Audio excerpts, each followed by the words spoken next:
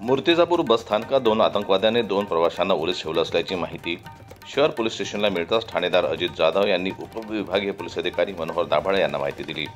घटनेची दखल घेत अकोला व शहर ग्रामीण आणि माना पोलीस स्टेशन येथून अतिरिक्त पोलीस कुमक बोलावून अतिरेक्यांना घेराव घालून त्यांच्याशी वाटाघाटी करून आत्मसमर्पण करण्याची संधी दिली, परंतु त्यांच्याकडून सकारात्मक प्रतिसाद न आल्याने इतर दहशतवाद्यांना सोडून देण्याची अट त्यांनी पोलिसांना घातली।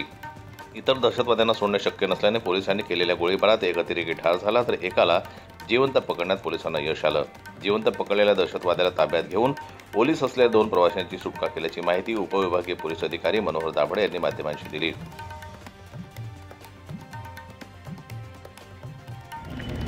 आज मूर्तिजापूर शहरच्या बस स्टँडमध्ये दोन अतिरेकी घुसून त्यांनी दोन जणांना अपहरण करून ठेवलेलं होतं अशी माहिती मिळाली।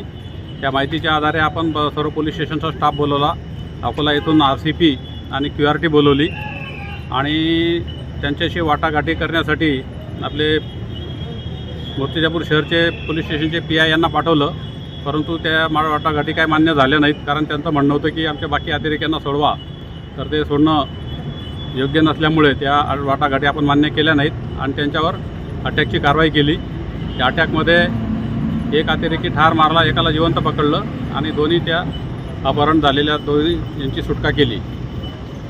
अपहरण जो मरण पावला त्याला आपण सरकारी हॉस्पिटल मूर्तिजापूर शहरचं तिथे पाठवलेलं आहे आणि ज्याला जिवंत पकडलं त्याला पोलीस स्टेशनला पुढच्या कारवाईसाठी पाठवलेलं आहे। अशा प्रकारे आजची कारवाई करण्यात आली।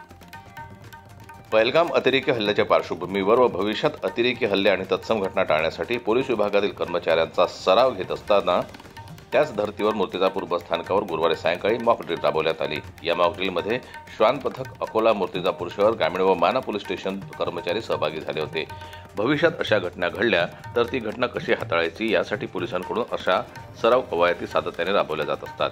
प्रथमदर्शनी पोलिसांनी ही मॉक ड्रिल राबवित असताना काही वेळ उपस्थित प्रवाशांची तारांबळ उडाली। नंतर झाला प्रकार लक्षात आल्यानं उपस्थित नागरिकांचा जीव भांड्यात पडला। संजय उमग, जनमत लाईव्ह न्यूज, अकोला।